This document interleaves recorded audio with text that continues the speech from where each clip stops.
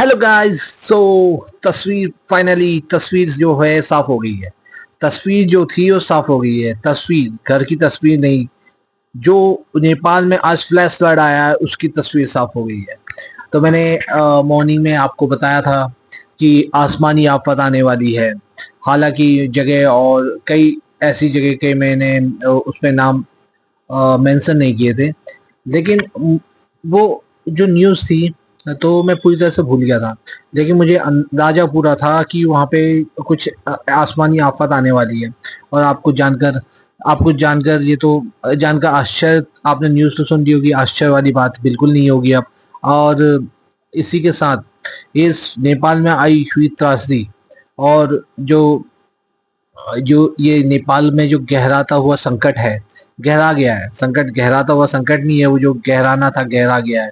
और इसी के साथ भारत को भी इसने चिंता, दुख और काफी मतलब कहते हैं उसको, दुखी दुखी कर दिया है, चिंतित कर दिया है। ऐसा भारत को भी चिंतित कर दिया है, क्योंकि अलर्ट तो भारत तक दिया गया था। तो जो तिब्बत की उत्तरी सीमा है, चाइना से सटा हुआ जो सीमा है नेपाल की, वहां पे ग्लेशियर फट गया था। ग्लेशियर फटने के कारण ऐसा बताया जा रहा है कि बादल फटा था ऊंचाई वाले हिल वाले इलाकों में। तो ग्लेशियर फटने के कारण ये अचानक से महातबाही आ गई। और महातबाही के कारण बताया जा रहा है कि 200 से ज्यादा विदेशी पर्यटक, जिसमें 105 भारतीय भी शामिल हैं, में ये सब लापता बताए जा रहे हैं। और 500 सैकड़ों लोग लापता, नेपाल के तो सैकड़ों लोग लापता हैं। तो दोस्तों, मेरा कहने का मतलब है कि जो ये फ्लैश फ्लड आया है, इसको मेरे को सुबह सुबह जब मैंने इसको देखा था, ये तो मैं पूरा पार्ट ही भूल गया था। लेकिन मुझे ये याद रह गया था कि जो जो आसमानी आफत आने वाली है वो याद रह गया था। लेकिन मैं अभी न्यूज़ बना रहा हूँ नेपाल पे। अगर मेरा ये मिक्सअप न्यूज़ बनाने का अगर विचार होता तो मैं आपको इसमें कुछ और दूसरी चीज़ भी ऐड करता। लेकिन मेरा जो फिलहाल जो मेरा इंटेंशन है वो ये बताने का है कि नेपाल में बहुत बड़ी त्रासदी। अब वहाँ वैसे तो प्राकृतिक घटनाएं होती रहती हैं, क्योंकि नेचर ने वहाँ पे एक बहुत बड़ी दुर्घटना मैंने जैसे कि मैंने सुबह बताया था, ये दुर्घटना नहीं है, इसे कहते हैं एक प्रकार से natural natural disaster. Natural disaster है ये, साफ साफ नेचुरल डिजास्टर है। और ये बहुत ही खतरनाक तस्वीरें वहां पे सामने आ रही हैं दोस्तों। तो तस्वीरें जो वहां की भयावहता, इससे पता लगाया जा सकता है कि वहां पे सैकड़ों लोग लापता हैं। सैकड़ों लोग, 105 भारतीय वहां पे लापता बताए जा रहे हैं, 105 भारतीय। तो सुबह सुबह मैंने आपको इसकी जानकारी दी थी। आप मैं इस पे वो वीडियो टैग करने वाला हूँ, और वो वीडियो आप देखेंगे, जैसा कि मुझे लगता है कि आप जरूर देखेंगे। और क्योंकि उसका मैंने टाइटल जो था एक मिलिट्री एक्सरसाइज पे रखा था, जो कि ट्रम्प ट्रम्प प्रशासन ने जो रसिया में अचानक एक गुप्त मीटिंग कर रखी है, उस उसके साथ ये न्यूज़ जो कहते हैं ना, जो मेरे को विजन आया था, वो मेरे को ये मिक्सअप था। तो मैं अभी फिलहाल नेपाल पे बात करेंगे, क्योंकि एक तो देखिए दोस्तों, सबसे पहली बात मैं बता देना चाहूँगा, क्योंकि मुझे रोज रोज वीडियो बनाने पड़ते हैं, और दूसरा मैं काम में बिजी रहता हूँ। अपनी जीविका, रोजमर्रा क्या कहते हैं उसे, जीविका, एक मिनट, हाँ, लाइवलीहुड के लिए तो कुछ करना ही पड़ता है ना। तो लाइवलीहुड के लिए मैं बिजी रहता हूँ, तो इस वजह से मेरे को एक परफेक्शनिस्ट या परफेक्ट वीडियो तो किसी की बनती नहीं है। लेकिन एक अच्छा वीडियो बनाने के लिए मुझे बहुत मशक्कत करनी पड़ेगी, मुझे टाइम लग जाएगा, क्योंकि मुझे डे टू डे अपडेट करना है। और मैं डे टू डे अपडेट करना चाहता हूँ। इस वजह से होता ये है कि तो जो वीडियो होते हैं वो उसमें उतनी क्लैरिटी नहीं आ पाती है, क्योंकि उसके बाद क्या होता है कि एक स्क्रिप्ट भी लिखनी है। स्क्रिप्ट लिखने के बाद जो होता है कि आप स्क्रिप्ट की तैयारी करेंगे, तो स्क्रिप्ट तैयार करने के बाद एक पिक्चर आप अच्छे से क्लियर रख पाते हैं लोगों के सामने।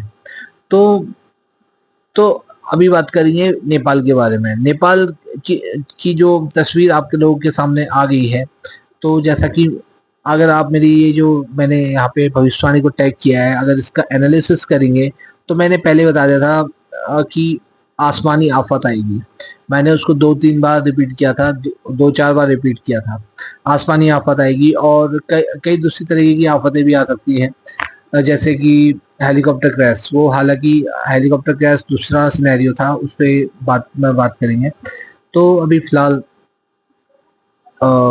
तो जैसा कि और फिर वहाँ पे एक दूसरा सबसे बड़ी दुर्घटना ये सामने आई है कि वहाँ पे अरबों रुपए की जो हाइड्रो पावर प्रोजेक्ट चल रहे थे, हाइड्रो पावर प्रोजेक्ट जो चल रहे थे, वो पूरी तरह से डैमेज हो गए हैं।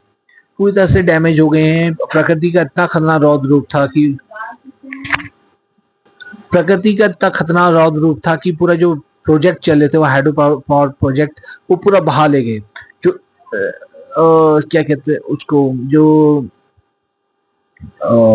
लोहे से बने हुए पुल थे, लोहे के बने हुए, वो यहाँ तक कितने भारी भारी हजारों टन के जो पुल बने हुए थे, वो तो बहा के ले गई। वो इतनी बड़ी त्रासदी नेपाल से सामने आ रही है। और अगर इतनी बड़ी त्रासदी सामने आ रही है, जो इतने अरबों रुपए का प्रोजेक्ट जो सामने जो थे, वो तक बह जाएगा, तो इंसान तो फिर एक प्रकार से एक बहुत मामूली सी चीज प्रकृति के सामने है। तो दोस्तों, तो कई जो मेरी जो सुबह सुबह मॉर्निंग में, अब मैं इसका दूसरा एक एस्पेक्ट और बताता हूँ। जब मैंने इस विजन को देखा था, ये विजन मैं याद नहीं रहा था, मुझे याद नहीं था। अगर मैंने इसको एग्जैक्ट बता देता कि यहाँ पे, क्योंकि क्योंकि ऐसा होता है ना, अगर कोई बात अगर अगर एग्जैक्ट रखते हैं, तो मैंने कई बार एग्जैक्ट बातें बताई हैं, लेकिन उससे उसका फायदा क्या होता है? दूसरे देश की सरकारों तक तो वो बात पहुंचेगी कैसे? अगर चलो ये दूसरे देश तक बात पहुंचती भी नहीं है, तो अगर ये बात मैं पूरी तरह से जान लेता, तो इसका क्या कंक्लूजन निकलता? होता ये कि अ, ये इसको अनमैच्योर न्यूज़ की तरह देखा जाता, क्योंकि इस पे 100% इसका कोई वो नहीं होता है। 100% कहने का मतलब है कि श्योरिटी नहीं है कि ये भविष्यवाणी हो जाती। लेकिन मैं इतने लंबे समय से मेरी प्रैक्टिस आपने देखी है, मेरी हर भविष्यवाणी यहाँ पे सच हो रही है।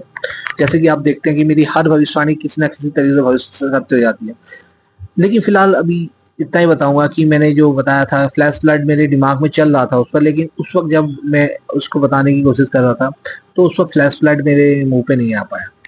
तो फिर मैंने बोला आसमानी आफत जैसी कोई दुर्घटना सामने आएगी, तो ये हो गया।